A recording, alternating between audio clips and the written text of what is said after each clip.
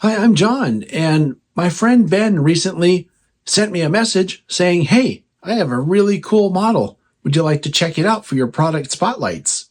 Well, who am I to say no to that? So Ben's on his way over here right now, and we're going to look at this Broadway Limited 4449 GS-4. So let's take a look.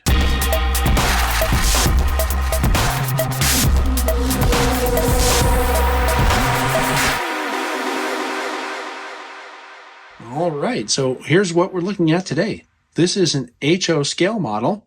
It's a Southern Pacific GS-4, and I'm sure you recognize this iconic paint scheme as the 4449.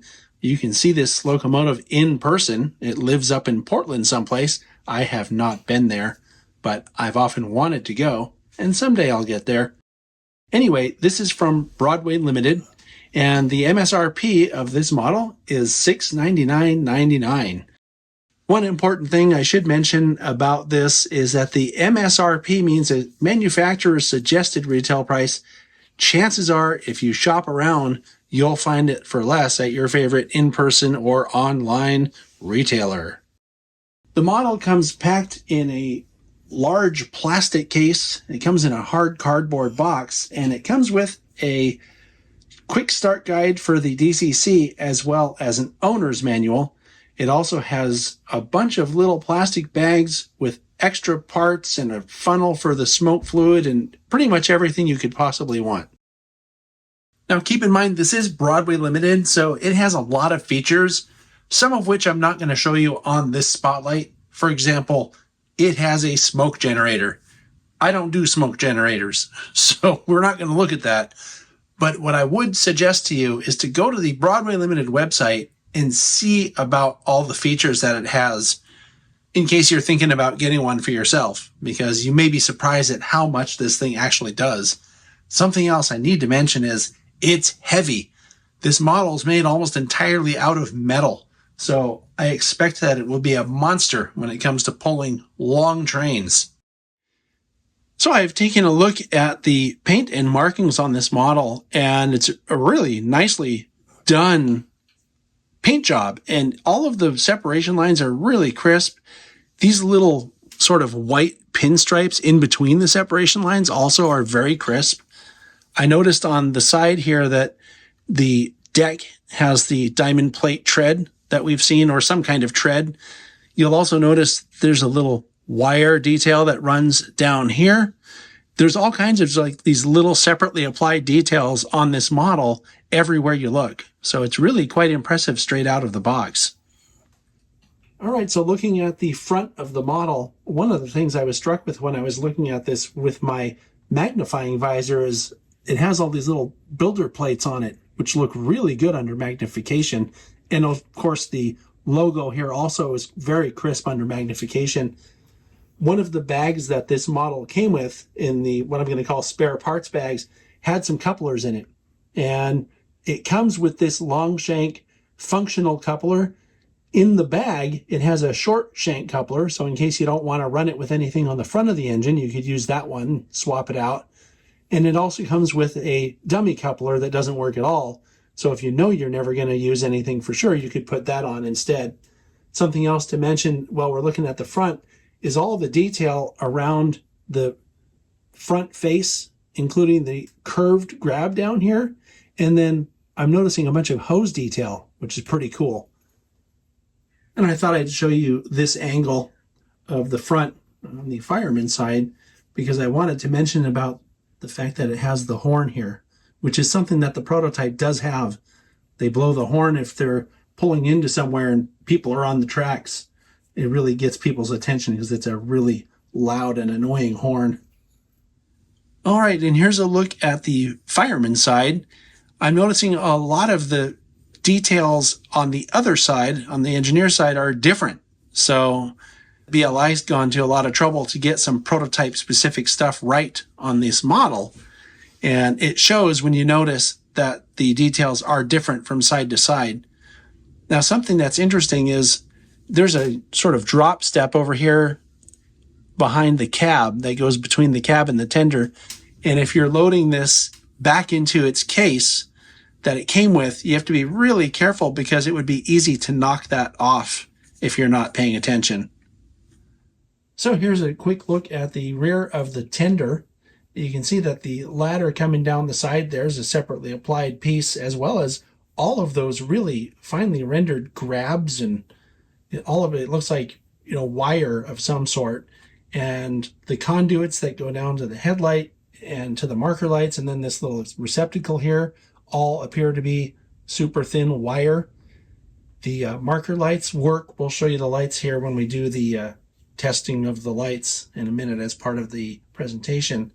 But you know, this is just coming out of the box like this. It leaves not much for any modeler to actually want to do something to it.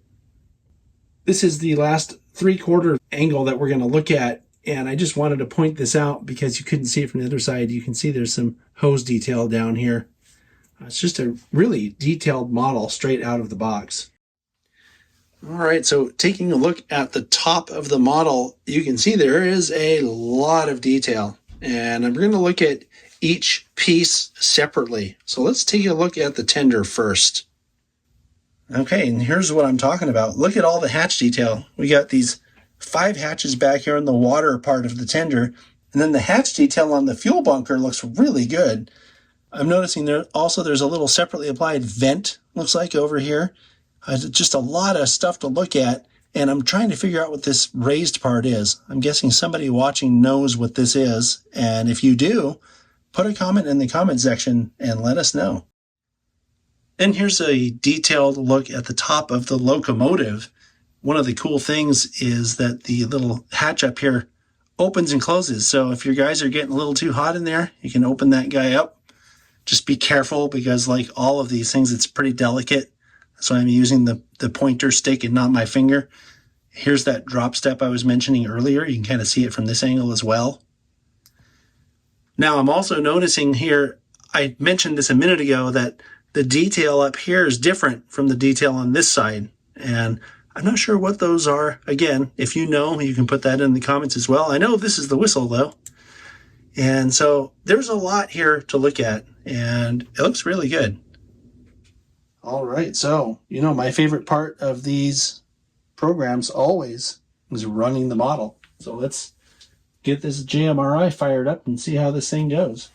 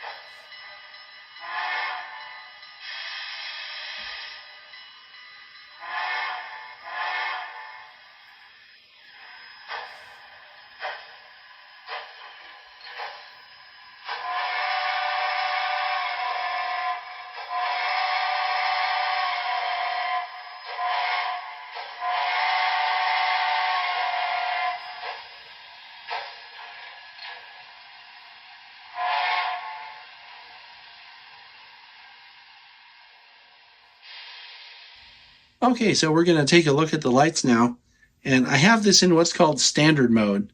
They have a more complex mode of light that gives you more control over the different lights. But for standard mode, F0 will activate the headlight. It activates the marker lights up here. It activated the lights in the nose for the number boards. And back here, it activated these number board lights, which are out of focus in this picture, but I'll show you a photo of that. the Mars light is activated with F24. And you can see that it oscillates. Something else that comes on with the track power is a cab light. How cool is that? And if you want to turn the cab light off while it's running, you can push F9. And for some reason, there's a fair amount of delay in the response on these. I'm not sure why it does that, but maybe one of the hardcore BLI fans can let us know why there's a delay when you push the button and you expect to see something happen. Something I failed to mention when we were looking at the front, I'll mention it now, is that you do have to hit the F9 key, which is the sequence for the sound, in order for all these lights to come on.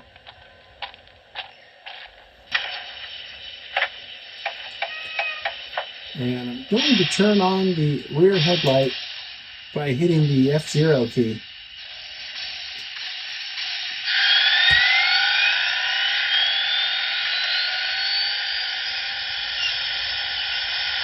And you'll notice that the marker lights also came on. Again, this is in standard lighting mode. Once again, you can get a little bit more fine-tuned control over the lights if you use the more advanced mode of lighting. That's something that BLI has. I don't see that in a lot of other manufacturers. Something else I want to mention about this model is that it does have a smoke generator. That's why it came with a funnel as part of the extra parts that came in those little plastic baggies. I intentionally am not using smoke. Even if I had a layout, I would not use smoke. It's just not my thing. I understand a lot of people like smoke, and if it's something that you enjoy, more power to you. It's just something that I will never do because I will never be into it.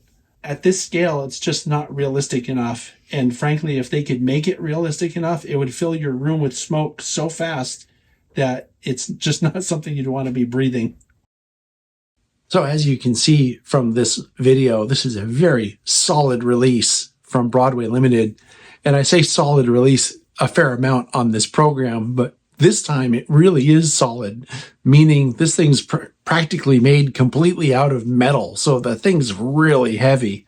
And I expected that it would be a complete beast pulling long trains. So I got to take my hat off to Broadway Limited. And as you know, also from watching these videos, I don't get a lot of steam engines coming across my workbench. So I want to thank Ben once again for being nice enough and generous enough with his time to bring this model over. And he even got a sneak peek of behind the scenes because he was here while I was recording. So thanks so much, Ben. Great job, BLI, and I'll see you all next time.